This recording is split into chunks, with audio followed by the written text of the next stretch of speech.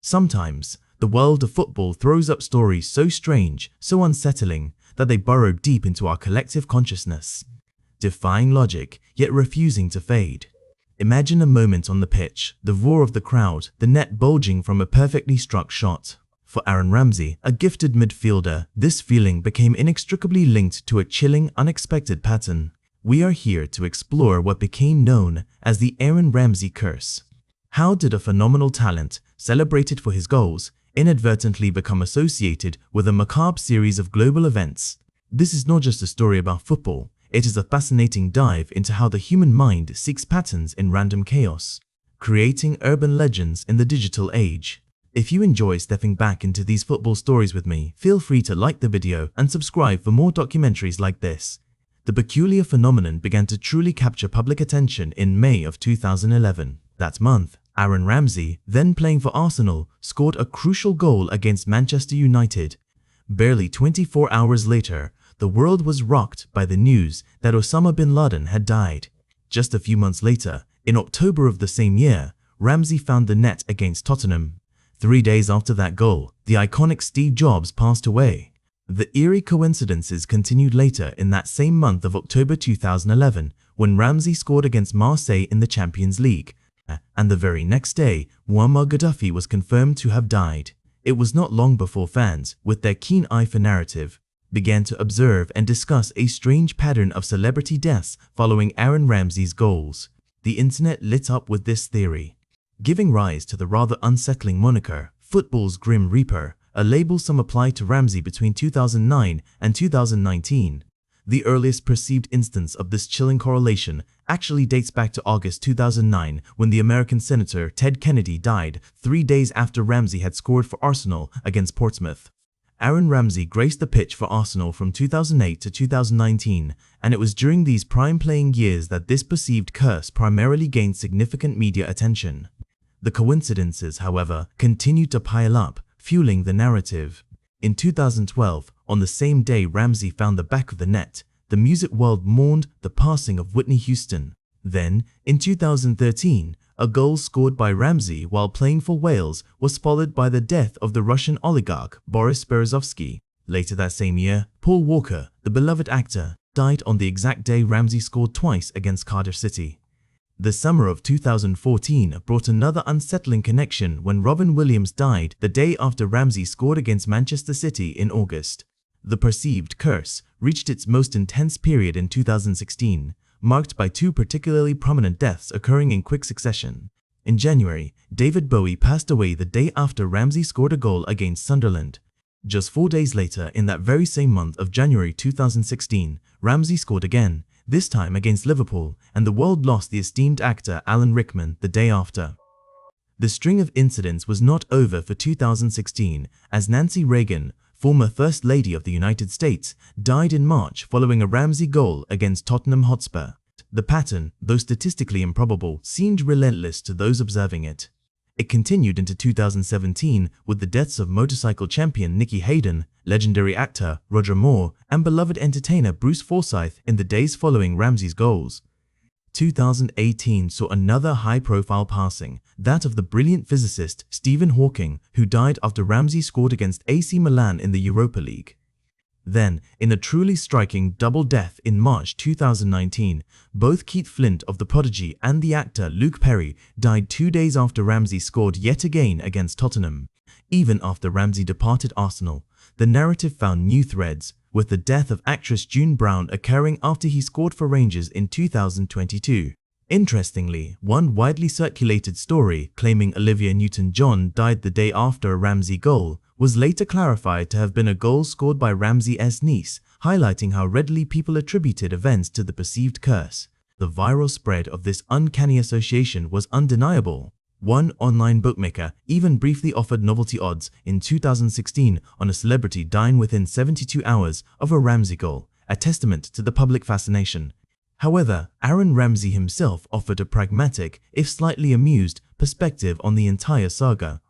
In a 2015 interview, he stated that he considered the whole curse notion to be ridiculous, dismissing it as nothing more than an odd coincidence. The vast majority of these highly publicized examples occurred during his 11-year tenure at Arsenal, with fewer instances reported after 2019, perhaps as the spotlight shifted or the novelty wore off. This entire phenomenon, at its core, is a classic example of a psychological effect known as confirmation bias. Individuals, once a belief is established, tend to selectively notice and remember events that confirm their belief, while unconsciously ignoring the countless instances that contradict it.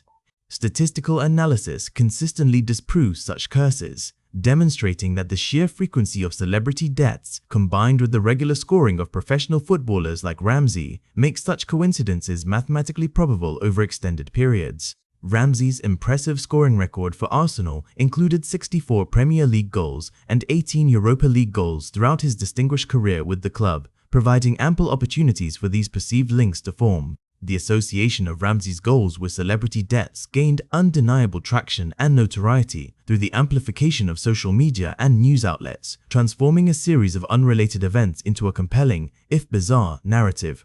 This concept of a Grim Reaper figure in sports often emerges when a player's actions, through no fault of their own, are coincidentally linked to unrelated negative occurrences. The curse is, in essence, a modern urban legend, a vivid illustration of how media and public perception can collaboratively construct narratives around purely coincidental events. Despite the humorous and macabre nature of this perceived curse, it did not negatively impact Ramsey's professional career or public image beyond its novelty value, a testament to his character and the clear understanding that it was mere superstition. The deaths of public figures are, tragically, statistically regular occurrences, and linking them directly to specific unrelated events, like a football goal, exemplifies apophenia, the innate human tendency to perceive meaningful connections and patterns between unrelated phenomena. The Aaron Ramsey curse ultimately serves as a fascinating case study, illustrating our fundamental human drive to seek patterns even within random data, a deeply ingrained concept explored extensively in cognitive psychology. The timing of celebrity deaths is often widely reported, making such coincidences far more noticeable when a public figure like a footballer also performs a notable action, like scoring a goal. The phenomenon, while undeniably morbid in its premise, garnered significant traction due to the sheer number of high-profile individuals whose deaths coincided with Ramsey's on-field achievements. The earliest reported instance, often cited as the genesis of the curse, was in August 2009, when United States Senator Ted Kennedy passed away 3 days after Ramsey had scored against Portsmouth. This initial correlation, though perhaps overlooked at the time, laid the groundwork for future observations. The curse truly began to capture public imagination in 2011. Aaron Ramsey scored a goal against Manchester United in May of that year, and the very next day, the world learned of the death of Osama bin Laden. Just a few months later, in October 2011, Ramsey found the net against Tottenham. 3 days after this goal, Apple co-founder Steve Jobs died. Later the same month, following another Ramsey goal against Marseille, Muammar Gaddafi's death was widely reported the very next day. These startling coincidences, involving global figures, were too notable to ignore, especially with the rise of social media providing a platform for collective observation and speculation. As the pattern continued, fans and media outlets began to refer to Aaron Ramsey, somewhat jokingly, as football's Grim Reaper between 2009 and 2019. The sheer regularity of these occurrences transformed what might have been dismissed as isolated incidents into a widely discussed urban legend. For example, in February 2012, the passing of music icon Whitney Houston on the same day Ramsey scored contributed further to the growing narrative. The following year, in March 2013, Russian oligarch Boris Berezovsky died shortly after Ramsey scored for Wales. Later that year, in November 2013, actor Paul Walker tragically died on the exact day Ramsey scored twice against Cardiff. These events, occurring across various fields of public life, cemented the curse in the public consciousness. The macabre association continued into 2014, when Robin Williams died the day after Ramsey scored against Manchester City in August. However, the perceived curse reached its peak in 2016, a year that saw an unusually high number of prominent celebrity deaths. In January 2016, David Bowie passed away the day after Ramsey scored against Sunderland. Just 4 days later, following another Ramsey goal against Liverpool, beloved actor Alan Rickman died. The rapid succession of these two highly publicized deaths amplified the curse to an unprecedented degree. The pattern persisted into March 2016, with Nancy Reagan dying after a Ramsey goal against Tottenham. The seemingly relentless string of coincidences continued into 2017, with the deaths of motorcycle racer Nicky Hayden, actor Roger Moore, and entertainer Bruce Forsyth all occurring in the days following Ramsey's goals. In 2018, the scientific community mourned the loss of Stephen Hawking after Ramsey scored against AC Milan in the Europa League. The phenomenon even manifested in a double death in March 2019, when both Keith Flint of The Prodigy and actor Luke Perry died 2 days after Ramsey scored against Tottenham. These events, primarily occurring during his successful tenure at Arsenal from 2008 to 2009, underscored the period when the curse gained significant media attention. Ramsey's scoring record for Arsenal, which included 64 Premier League goals and 18 Europa League goals across his career with the club, provided ample opportunities for such coincidences to arise. Even after Ramsey left Arsenal, the perceived curse found new life. In 2022, June Brown, famed for her role in EastEnders, died after he scored for Rangers. Perhaps the most peculiar extension of the narrative occurred with the death of Olivia Newton-John, which happened the day after a goal scored by Ramsey's niece, an event that was incorrectly attributed to Aaron Ramsey himself in some online narratives, further illustrating the public's eagerness to connect the dots, however tenuously.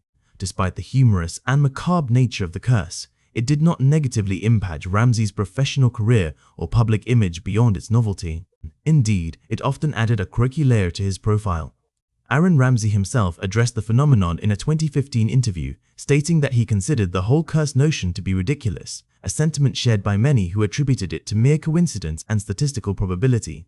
The Aaron Ramsey curse functions as a modern urban legend, reflecting how media and public perception can construct elaborate narratives around genuinely coincidental events, a testament to our inherent human desire for pattern recognition. The weight of history can crush even the broadest shoulders in football.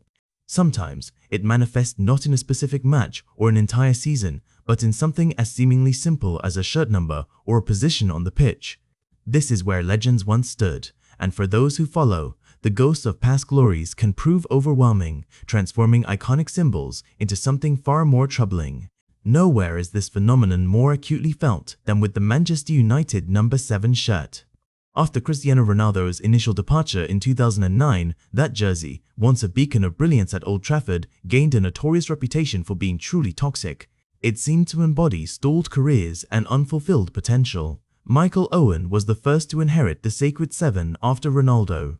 Though a seasoned professional, he was widely considered injury-prone and past his electric prime, managing just 17 goals across 3 seasons while wearing it.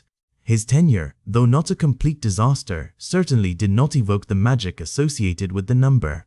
Antonio Valencia, a dependable winger known for his powerful runs, took on the number 7 for only 1 season. His performances seemed to decline during that period, leading him to wisely relinquish the shirt and revert to 25, a clear sign of the growing unease surrounding the jersey. Then came Angel Di Maria, signed for a staggering British record £59.7 million in 2014. He was a player of immense talent, arriving from Real Madrid, and the 7 shirt was bestowed upon him with great expectation. Yet, Di Maria lasted less than a year at Manchester United, his time marred by inconsistency and personal struggles, leaving him labelled an expensive flop in Premier League history. The next hopeful was Memphis Depay, a young, promising forward who arrived from PSV Eindhoven. He wore the number 7 with ambition, but lasted a mere 18 months at United, scoring a disappointing 7 goals in total before moving on. The pattern was becoming impossible to ignore. Alexis Sanchez arrived with a flourish, taking the number 7 and reportedly becoming the highest paid player in the league, earning an astonishing £500,000 per week. Despite the immense investment, Sanchez delivered a paltry 5 goals in 45 appearances for Manchester United. His grand announcement video, featuring him playing the piano, often remained his most memorable performance in a red shirt. A brief glimmer of hope appeared with Edinson Cavani, an Uruguayan veteran who wore the number 7 in his 2nd season at United. He seemed to grasp the significance of the shirt, delivering a respectable 17 goals and 6 assists across all competitions, including crucial goals that reminded fans of the number 7's legendary past. Cavani was described as clinical and experienced, seemingly understanding the weight of the legacy. However, Injuries became a significant problem for Cavani, limiting him to just 26 Premier League appearances across his 2 seasons. He departed after that period, leading fans to speculate about his true potential if not for his persistent fitness issues. The shadow of the curse seemed to persist even through a period of relative success. Then, in 2021, the original number 7, Cristiano Ronaldo, returned to Old Trafford. His second spell, though filled with goals, ended in a chaotic and abrupt exit in late 2020, further cementing the shirt's turbulent narrative. More recently, Mason Mount took the number 7 shirt in 2023, only to experience significant injury problems during his debut season, adding another chapter to the ongoing saga. Since Ronaldo's initial departure in 2009, 8 players have worn the iconic number 7 shirt for Manchester United. Excluding Cavani's relatively productive but injury-hit period, these 8 players combined for only 14 Premier League goals over more than a decade. It is a statistic that speaks volumes, leading many to believe that certain shirt numbers are truly cursed, prompting some players to actively avoid them due to superstitions or genuine belief in their negative energy. This is especially poignant when one remembers that the Manchester United number 7 was famously worn by George Best, Eric Cantona, David Beckham, and Cristiano Ronaldo himself during their absolute primes, cementing its iconic status. This phenomenon is not unique to Old Trafford. Chelsea's number 9 shirt at Stamford Bridge also developed a rather problematic reputation for strikers after Jimmy Floyd Hasselbanker's departure in 2004. It seemed to drain the goal-scoring prowess from even the most prolific forwards. Fernando Torres, a highly rated striker from Liverpool, joined Chelsea for a massive £50 million. Despite his pedigree, he scored a disappointing 45 goals in 172 appearances, a far cry from his previous form. His memorable goal against Barcelona in the Champions League stood out as a highlight, but it could not mask his overall struggles at Chelsea while wearing number 9. Radamel Falcao, another proven goalscorer, arrived to wear the number 9 but managed only 1 goal in 12 games for Chelsea. Alvaro Morata initially started brightly, scoring 10 goals in 11 games, but then only added 1 more goal in the entire second half of his first season with the number 9. Gonzalo Higuain, during his loan spell with the number 9, netted 5 goals in 14 appearances, a modest return for a player of his caliber. Romelu Lukaku, who had scored a remarkable 64 goals in 95 games for Inter Milan, returned to Chelsea wearing the number 9 but managed only 8 Premier League goals in his comeback season. Thomas Tuchel, Chelsea's manager at the time, openly acknowledged the shirt's perceived curse, stating that no player wanted to take the number 9 jersey. Pierre-Emerick Aubameyang became the latest victim of the number 9 curse in 2022, scoring a mere 3 goals in 21 appearances. The shirt remained empty for 2 years until Liam Delap eventually took it in 2025. The enduring power of Chelsea's number 9 curse is particularly notable because the players who wore it were proven world-class goalscorers before joining the club. Players including Torres, Falcao, Morata, Higuain, Lukaku, and Aubameyang all experienced a significant and inexplicable decline in goal-scoring form at Chelsea, lending credence to the idea of a malevolent influence. Manchester United also experienced another form of positional curse, struggling to find a reliable goalkeeper for 6 challenging years after the legendary Peter Schmeichel left in 1999. Mark Bosnich, who joined the club, struggled with consistent performances, failing to fill the giant boots left behind. Fabien Barthez, a World Cup winner, arrived with much fanfare but quickly became known for making costly and often spectacular errors. Then came Massimo Taibi, whose tenure lasted only 4 games, famously making a significant and embarrassing error against Southampton. Manchester United tried various goalkeepers during this turbulent period, including Tim Howard, Roy Carroll, and multiple loan deals, but none could provide the stability required. For 6 long years, the goalkeeper position, which had been a towering strength with Schmeichel, became United's biggest and most glaring weakness. This goalkeeping curse at Manchester United only truly ended with the arrival of the unflappable Edwin van der Sar from Fulham in 2005. De Sar's presence provided the much-needed stability, and Manchester United subsequently won multiple titles, showing how a single position could change a team's fortunes.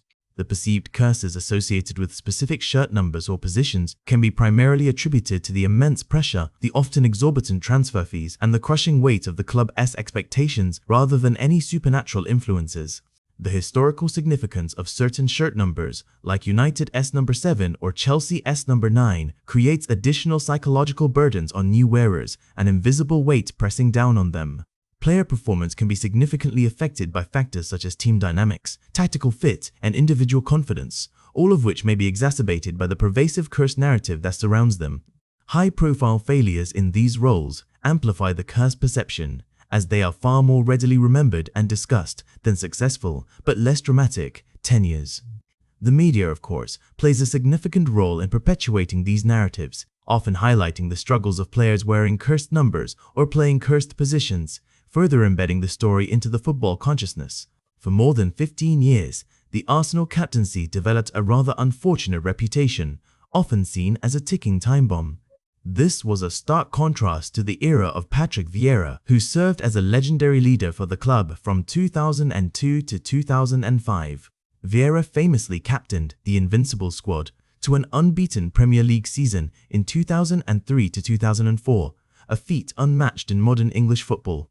However, many believe the so-called curse of the Arsenal captaincy began soon after Vieira departed for Juventus, leaving a significant void. Thierry Henry inherited the armband from 2005 to 2007 before making his own move to Barcelona, becoming the first captain to depart for Spain. Following Henry, William Gallas controversially became captain, having arrived at Arsenal in 2006 as part of a swap deal that saw Ashley Cole join Chelsea. Gallas' captaincy was notably characterized by significant controversies and difficulties, creating a turbulent period for the team.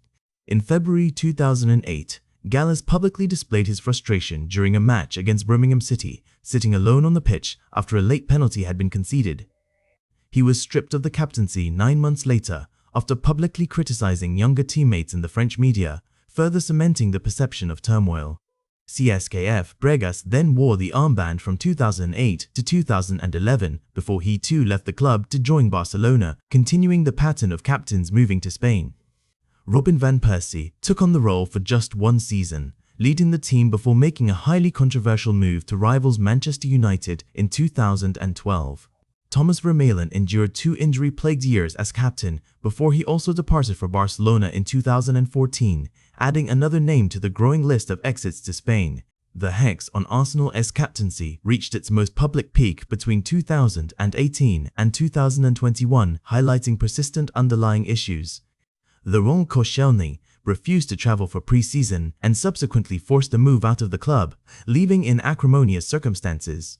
Granit Xhaka was stripped of the captaincy in November 2019 after reacting aggressively to fans who booed him off the pitch during a home game. Pierre-Emerick Aubameyang was the next to face this fate, stripped of the captaincy in December 2021 due to disciplinary issues, before being transferred to Barcelona. Over 16 years, 8 different captains served Arsenal, with a striking majority leaving under difficult or controversial circumstances, many choosing clubs in Spain. The Arsenal captain's armband was increasingly perceived to come with an expiry date, often signaling an impending departure from the club. Martin Degaard took over as captain in 2022, attempting to break this cycle, though he had not yet delivered a Premier League title for Arsenal at the time this story unfolded. Across the footballing world, another pattern became a recurring talking point: Jose Mourinho's recurring pattern of success, followed by a distinct meltdown in his 3rd season at various clubs. His Chelsea team in 2015 to 2016, fresh off a Premier League triumph, started the new season poorly, leading to his sacking in December. At Manchester United in 2018, Mourinho's 3rd season was marked by poor football and declining results, also culminating in his departure by December of that year. Tottenham Hotspur dismissed Mourinho in April 2021, prior to the completion of his 3rd season, a mere 6 days before a League Cup final, showcasing the consistency of this trend. The pattern of Mourinho's tenures typically involves an explosive start, often delivering title success, and then a significant implosion as the months pass. During his 3rd seasons, reports consistently suggested that players stopped responding to Mourinho's methods, results precipitously declined, and media attention became overwhelmingly negative. This observed pattern suggested a built-in self-destruct timer for Mourinho's managerial spells, often set for around 30 months. It became an almost predictable cycle, analyzed and debated across all levels of the game. The Arsenal captaincy curse can be viewed as a reflection of broader club instability and pressure during a prolonged period of transition and struggle. The high turnover and contentious departures of these captains highlight underlying issues in club management, player recruitment, and interpersonal relationships within the squad. The psychological impact of leadership roles in high-pressure sports environments can certainly lead to perceived curses or negative patterns affecting both individuals and the collective. Jose Mourinho's third-season syndrome is a well-documented phenomenon in football management, with numerous studies and articles analyzing its root causes. Factors contributing to Mourinho's pattern often include intense tactical demands, potential player burnout from his rigorous approach, and a confrontational style that can wear thin with players and staff over time. The media's relentless focus on Mourinho's personality and his past patterns often amplifies the perception of a third-season curse as each new episode unfolds. Ultimately, these so-called cursed narratives surrounding leadership in football often mask far more complex managerial, tactical, and interpersonal dynamics within a club. The role of a captain in football is profoundly significant, acting as a leader, a communicator, and the primary representative of the team and club. The intense scrutiny and immense pressure placed upon a captain during periods of club struggle can exacerbate individual challenges, further contributing to the perception of a persistent curse. The role of a captain in football is profoundly significant, acting as a leader, a communicator, and the primary representative of the team and club. The intense scrutiny and immense pressure placed upon a captain during periods of club struggle can exacerbate individual challenges, further contributing to the perception of a persistent curse. This narrative of a ticking time bomb surrounding a key leadership role is not unique to Arsenal, nor is it confined solely to the captaincy. Another pervasive and well-documented pattern in modern football is the third-season syndrome, often associated with managers, most notably Jose Mourinho. This phenomenon describes a recurring pattern where Mourinho's initial success and title-winning campaigns at various clubs are followed by a significant downturn and eventual departure, typically in his third full season. Mourinho's tenure at Chelsea during his second spell perfectly illustrates this trajectory. After an explosive return in 2013 and a season of building, his Chelsea side dominated the 2014-2015 Premier League, securing the title with a commanding performance. However, the subsequent 2015-2016 season saw a dramatic shift.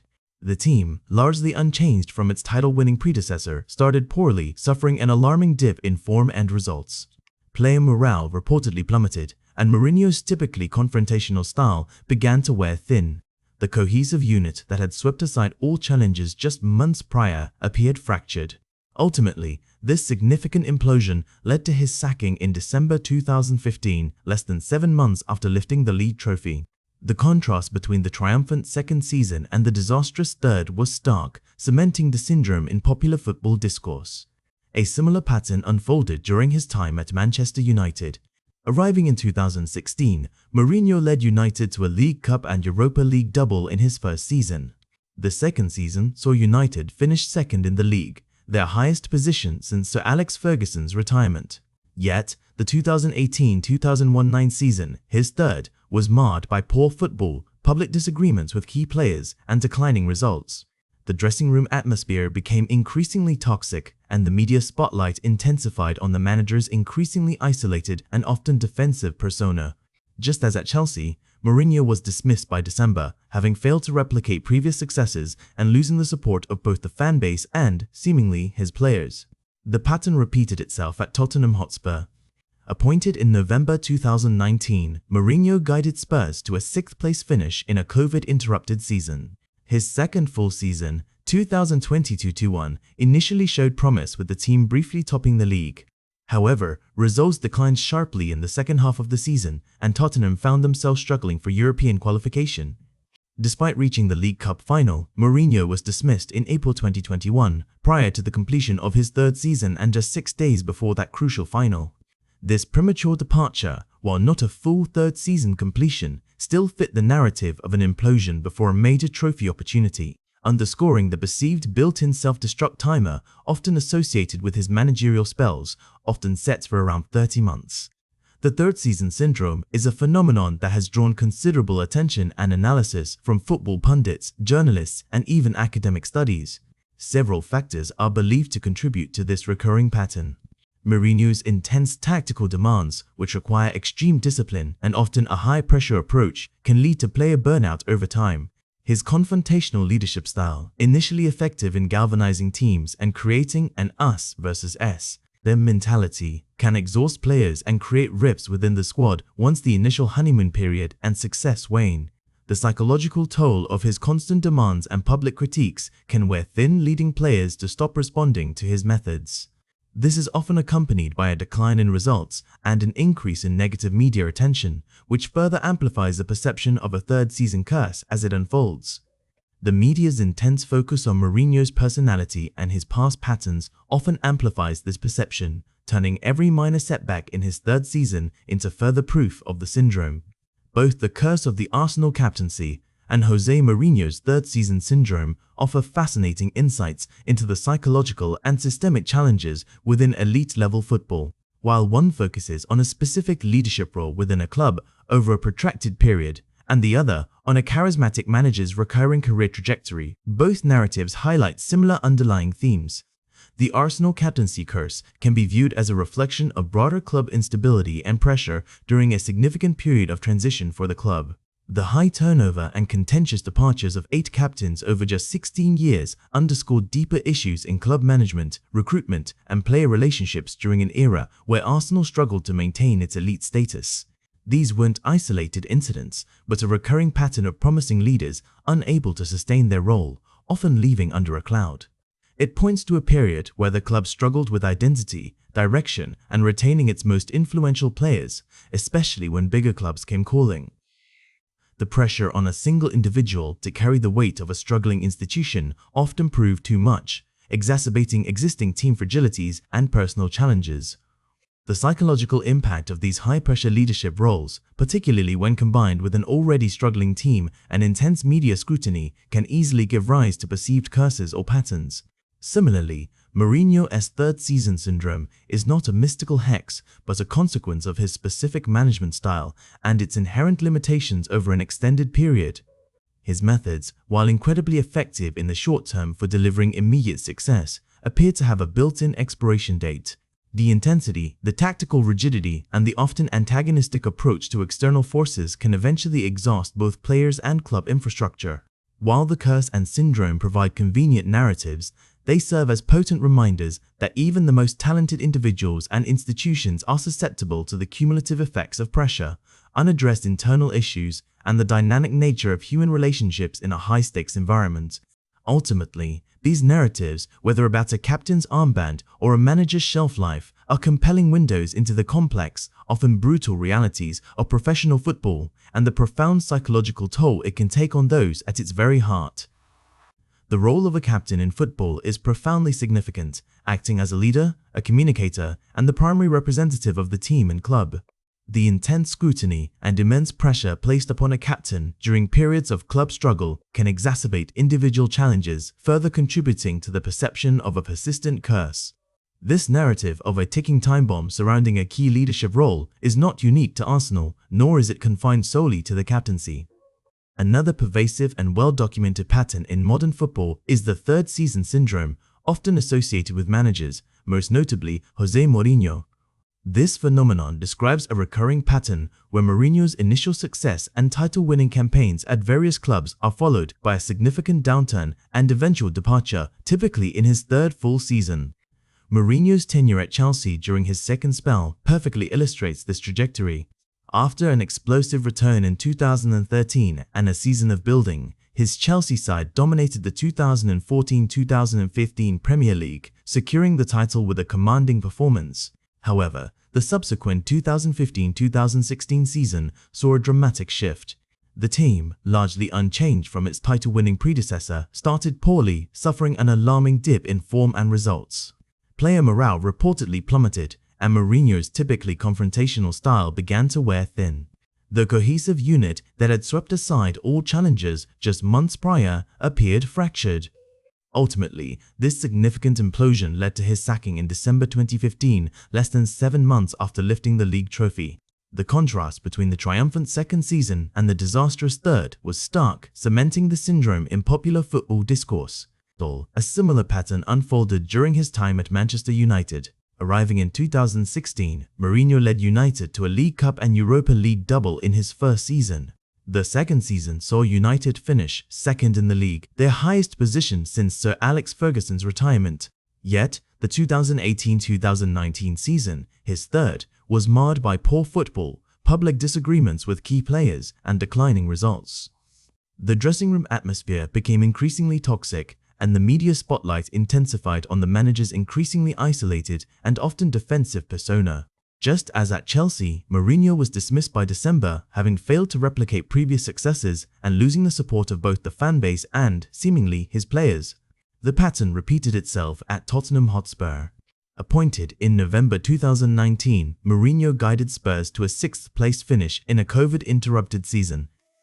His second full season, 2020-2021, initially showed promise with the team briefly topping the league. However, results declined sharply in the second half of the season, and Tottenham found themselves struggling for European qualification. Despite reaching the League Cup final, Mourinho was dismissed in April 2021, prior to the completion of his third season and just 6 days before that crucial final. This premature departure, while not a full third season completion, still fit the narrative of an implosion before a major trophy opportunity, underscoring the perceived built-in self-destruct timer often associated with his managerial spells, often set for around 30 months. The third season syndrome is a phenomenon that has drawn considerable attention and analysis from football pundits, journalists, and even academic studies. Several factors are believed to contribute to this recurring pattern. Mourinho's intense tactical demands, which require extreme discipline and often a high-pressure approach, can lead to player burnout over time. His confrontational leadership style, initially effective in galvanizing teams and creating an us versus us versus them mentality, can exhaust players and create rifts within the squad once the initial honeymoon period and success wane. The psychological toll of his constant demands and public critiques can wear thin, leading players to stop responding to his methods. This is often accompanied by a decline in results and an increase in negative media attention, which further amplifies the perception of a third season curse as it unfolds. The media's intense focus on Mourinho's personality and his past patterns often amplifies this perception, turning every minor setback in his third season into further proof of the syndrome. Both the curse of the Arsenal captaincy and Jose Mourinho's third season syndrome offer fascinating insights into the psychological and systemic challenges within elite-level football. While one focuses on a specific leadership role within a club over a protracted period, and the other on a charismatic manager's recurring career trajectory, both narratives highlight similar underlying themes. The Arsenal captaincy curse can be viewed as a reflection of broader club instability and pressure during a significant period of transition for the club. The high turnover and contentious departures of 8 captains over just 16 years underscore deeper issues in club management, recruitment, and player relationships during an era where Arsenal struggled to maintain its elite status. These weren't isolated incidents, but a recurring pattern of promising leaders unable to sustain their role, often leaving under a cloud. It points to a period where the club struggled with identity, direction, and retaining its most influential players, especially when bigger clubs came calling.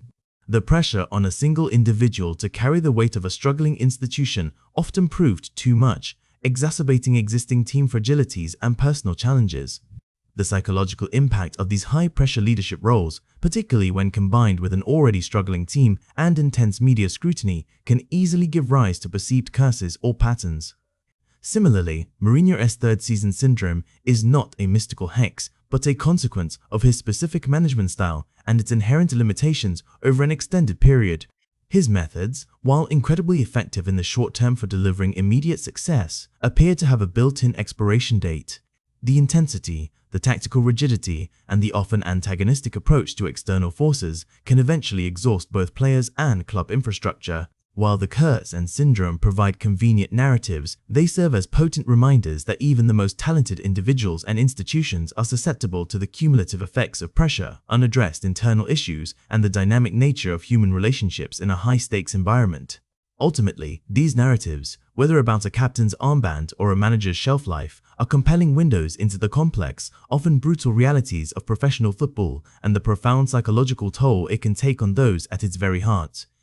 It is the intricate dance between individual resilience, team dynamics, club culture, and the relentless demands of top-tier competition that gives birth to these perceived patterns, shaping the destinies of clubs and careers alike. The weight of expectation can crush even the greatest clubs, and for 3 decades, Liverpool Football Club carried that burden. They endured a 30-year period without winning a Premier League title, a stark absence for a club of their stature.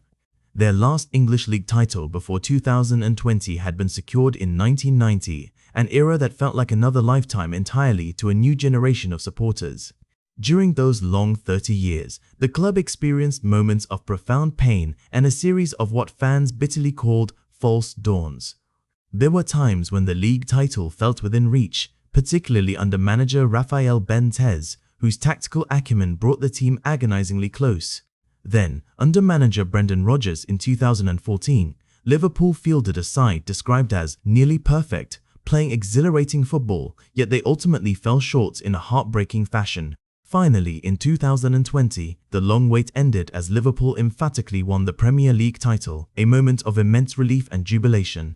However, the triumph was uniquely bittersweet. Due to the unprecedented COVID-19 pandemic, Liverpool lifted the 2020 trophy in an empty stadium, devoid of their faithful fans, without a parade through the city, and without any public celebration. This unfortunate circumstance made the victory feel like a hollow win, despite its historical significance in breaking the long-standing drought. The true redemption came 5 years later, when Liverpool won the league again in 2025. This time with the joyous roar of their supporters filling the stadium for the celebration. The 2025 title marked Liverpool's second Premier League crown, bringing their total haul of English top-flight titles to 20. This monumental achievement saw them equal Manchester United's record for total English top-flight titles, a long-held ambition finally realized. Away from the battle for the summit, other clubs have known their own dramatic narratives. Wigan Athletic, for years, earned the affectionate moniker of the Great Escape Artists due to their uncanny ability to avoid relegation against all odds. In 2007, the club famously secured their Premier League survival on the final day of the season, thanks to a crucial win over Sheffield United. 4 years later, in 2011, Wigan again began the final day in 19th place, only to pull off another incredible escape with a 1-0 victory over Stoke City. Their most significant Premier League survival came in 2012 when they won 6 of their final 8 games, including memorable victories against formidable opponents like Manchester United and Arsenal. Yet, 2013 would mark a year of both their greatest triumph and their most crushing downfall. On the 11th of May 2013, Ben Watson's 90th minute header secured a 1-0 victory against Manchester City in the FA Cup final, an astonishing upset that brought the club unprecedented glory. However, just 3 days later, on the 14th of May 2013, Wigan Athletic was relegated from the Premier League. They became the first club in history to achieve the unique distinction of winning the FA Cup and being relegated from the Premier League in the very same season. Since their 2013 relegation, Wigan has not returned to the Premier League. The club has since experienced significant financial problems and further relegations, bouncing between the Championship and League One for over a decade, a far cry from their former Premier League days. The status of Wigan transitioned dramatically, from being the ultimate escape artists to a club seemingly unable to escape the challenging grip of the lower divisions. Across Merseyside, a different kind of instability plagued Liverpool's fierce rivals.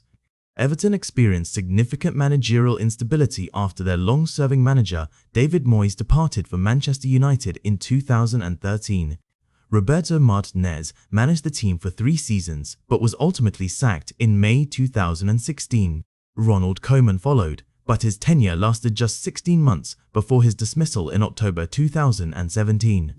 Sam Allardyce took the reins for a brief 8 months, before Marco Silva managed for 18 months before his sacking in December 2019. Carlo Ancelotti, a world-class manager, surprisingly left for Real Madrid after just 1 season, adding to the turbulence. Rafael Benitez, a former Liverpool manager, was then sacked after only 6.5 months, marking the shortest managerial tenure in Everton's history. Frank Lampard was dismissed in January 2023 after an 11-month spell. Sean Dyche took over in January 2023 and was sacked in January 2025 after 2 years in charge. Adding to these coaching woes, Everton also faced unprecedented financial challenges, receiving a severe 10-point penalty in 2024 for breaching the Premier League's financial rules. This penalty was later reduced to 6 points on appeal, offering a glimmer of hope, but a further 2-point deduction was subsequently applied for a separate breach. Everton became the first club to be sanctioned under the Premier League's profitability and sustainability rules. The club had reported losses of £124.5 million over 3 years, significantly exceeding the £105 million limit. In a remarkable turn of events, David Moyes returned as manager in January 2025, signing a 2.5-year deal to try and steer the club to safety. Everton was 1 point above the relegation zone when Daichi was dismissed, having won only one of their previous 11 games, highlighting the precarious situation Moyes inherited. Meanwhile, a sleeping giant had also been battling its own demons. Leeds United spent 16 long years in what many fans called football's wilderness after their relegation in 2004. The club, which had remarkably reached the Champions League semi-finals in 2001, fluctuated between League One and the Championship, a far cry from their European ambitions. Leeds experienced immense financial chaos, entered administration, and endured multiple ownership changes during this period.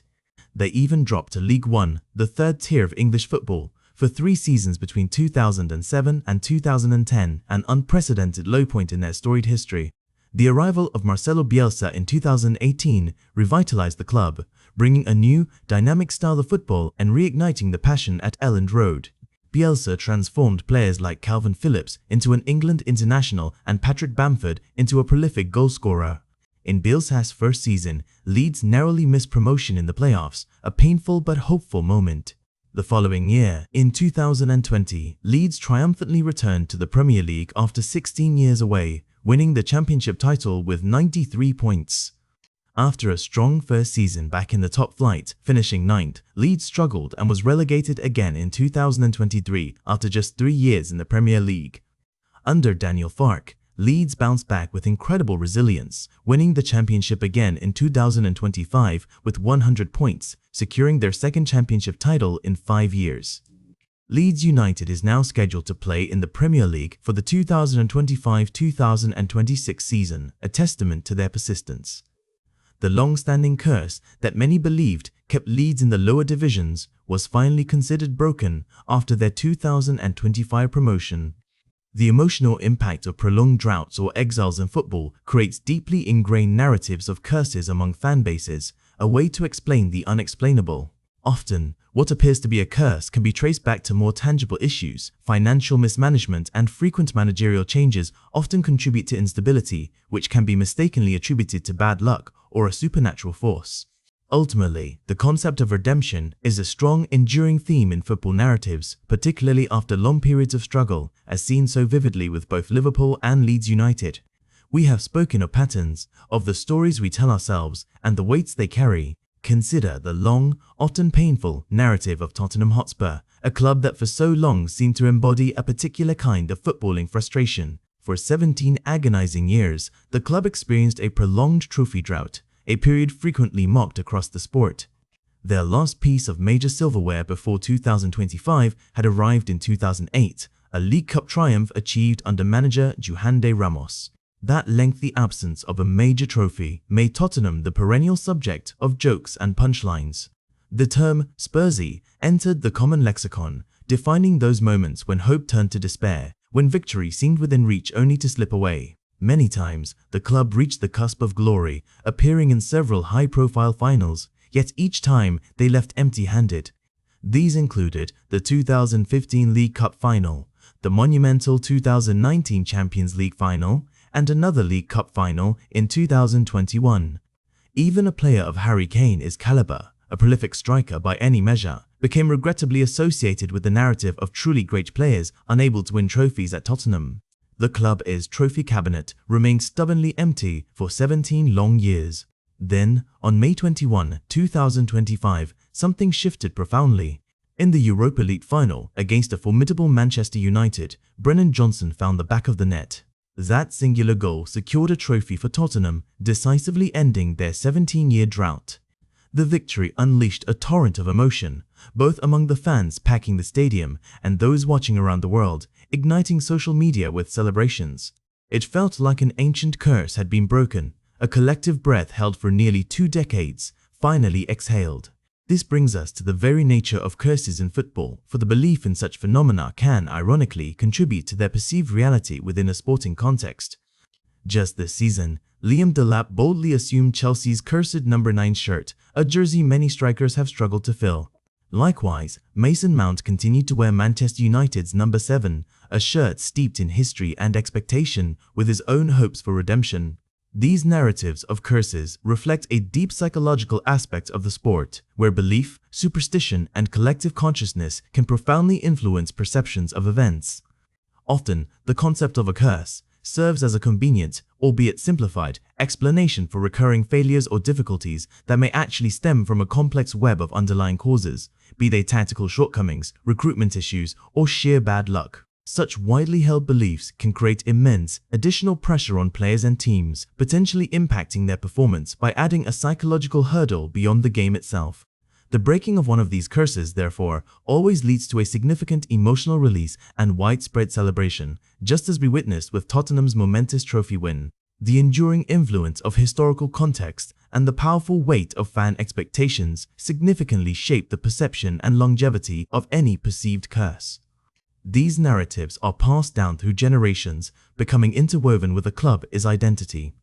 Ultimately, what we call curses in football are social constructs, heavily influenced by media portrayals, the fervent culture of fandom, and that fundamental human tendency to find patterns and explanations, however mystical, for events both glorious and agonizing. They are the stories we choose to believe, until a moment of pure footballing magic writes a new chapter. The lights dim on another tale, leaving us to wonder which team will next break free or be bound by the stories we craft around the beautiful game. The resilience required to endure such a barren spell is immense, not just for the club, but for its loyal fan base. Year after year, hope would blossom anew, fueled by promising starts to seasons or impressive transfer windows, only to wither under the cruel sun of familiar failures.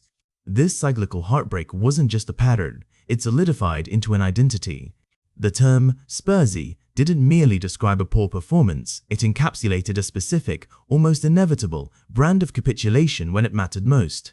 It became a byword for snatching defeat from the jaws of victory, for faltering at the final hurdle, for the comedic timing of self-sabotage. It was a word uttered with a knowing sigh by rival fans and with a pained wince by Tottenham supporters themselves, a self-deprecating acknowledgement of their club's peculiar knack for disappointment. The pain of these near misses was palpable, etching itself into the club's modern history. The 2015 League Cup final, a chance at silverware under Mauricio Pochettino, ended in a 2-0 defeat to Chelsea. 4 years later, the ultimate heartbreak arrived in Madrid. The 2019 Champions League final, a dream beyond dreams for many, saw them fall 2-0 to Liverpool. The build-up had been a fairy tale. The semi-final comeback against Ajax legendary, only for the final itself to be a deflating anticlimax. Then, in 2021, another League Cup final, another loss to Manchester City. Each final appearance was a fresh injection of belief, followed by the bitter taste of what-ifs and the reinforcing of the cursed narrative. At the heart of much of this modern era of Tottenham's striving was Harry Kane. A homegrown hero, a generational talent, and one of the most prolific strikers in Premier League history, Kane embodied the club's ambition and its agonizing lack of tangible reward. His individual accolades piled up, golden boots, record-breaking goal tallies, yet the collective silverware remained elusive. He was the poster child for the curse, a player whose talent deserved a medal-laden career, but whose loyalty to Tottenham seemingly condemned him to an empty trophy cabinet. His eventual departure, a painful but understandable move to Bayern Munich in pursuit of trophies, only served to deepen the narrative, leaving many to wonder if even the greatest could escape Tottenham's perceived destiny. It made the moment on May 25 all the more seismic. When Brennan Johnson's shot found the back of the net against Manchester United in the Europa League final, it wasn't just a goal, it was an exorcism.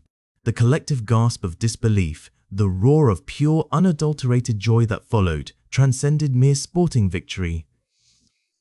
It was the breaking of a spell, the culmination of 17 years of hope, despair, and unwavering support. Social media exploded into a cacophony of celebratory memes, emotional tributes, and declarations that the Spursy era was finally over. Tears flowed freely in living rooms, pubs, and across the globe wherever a Tottenham fan watched. The weight of expectation of historical failure was lifted, replaced by a cathartic release that few sporting victories can ever truly replicate. It wasn't just a trophy, it was vindication, a collective sigh of relief that echoed through generations of fans. This psychological dynamic, the way belief and superstition intertwine with sporting reality, is not unique to Tottenham. Consider the infamous, cursed number 9 shirt at Chelsea. For years, the coveted jersey has been worn by strikers who, despite their pedigree, have underperformed dramatically or simply failed to live up to expectations. From Fernando Torres to Alvaro Morata, Romelu Lukaku to Radamel Falcao, the list of illustrious names whose careers stalled or faltered while donning the number 9 at Stamford Bridge is eerily long. This season, in 2025, Liam Delap, a promising young striker, took the brave or perhaps foolhardy step of assuming the number. The immediate murmurs and discussions weren't about his potential, but about whether he could finally break the jinx. Every misplaced pass, every missed opportunity is now amplified, viewed through the lens of this perceived curse, adding an unspoken pressure that few other squad numbers carry. Similarly, at Manchester United, the iconic number 7 shirt, once graced by legends like George Best, Brian Robson, Eric Cantona, David Beckham, and Cristiano Ronaldo, now carries a different kind of burden. Since Ronaldo's second departure, the shirt has struggled to find a fitting successor. Mason Mount, arriving with significant expectation, continued to wear it into the 2025 season. For Mount, the challenge isn't just to perform well, but to reclaim the shirt's legendary status, to wipe away the recent memory of underwhelming tenures, and to restore its aura of greatness. He doesn't just aspire to personal redemption, he carries the aspiration for the shirt itself, aiming to prove that the magic isn't gone, merely dormant. These narratives highlight the profound psychological aspect of football. A curse often serves as a convenient, albeit often mystical, explanation for recurring difficulties or failures that may have far more complex underlying causes: tactical deficiencies, poor recruitment, managerial instability, or simply bad luck. Yet, once established, such a belief can create a self-fulfilling prophecy. Players, aware of the curse, might internalize the pressure, leading to hesitation, overthinking, or a dip in confidence at crucial moments, thereby impacting their performance. Fans, too, are affected, approaching every challenging situation with a fatalistic apprehension, sometimes even subconsciously projecting their fears onto the team. The historical context and fan expectations are critical in shaping the perception and longevity of these curses, transforming them from anecdotal observations into deeply ingrained cultural narratives. Ultimately, whether we speak of Tottenham's 17-year wait, Chelsea's number 9, or United's number 7, these curses in football are powerful social constructs. They are heavily influenced by media portrayals, which often sensationalize perceived patterns, by the fervent culture of fandom, which thrives on narrative and drama, and by that fundamental human tendency to find patterns and explanations, however mystical, for events both glorious and agonizing. They are the stories we choose to believe, until a moment of pure footballing magic writes a new chapter. The lights dim on another tale, leaving us to wonder which team will next break free, or be bound by, the stories we craft around the beautiful game. Yet, what remains clear is that these curses, real or imagined, add an undeniable layer of intrigue and drama to the sport, shaping careers, defining eras, and providing an endless source of conversation, debate, and emotional investment for millions around the world. The human element, the belief in fate, and the quest for redemption against perceived destiny are as integral to the fabric of football as the roar of the crowd or the thrill of a last-minute goal.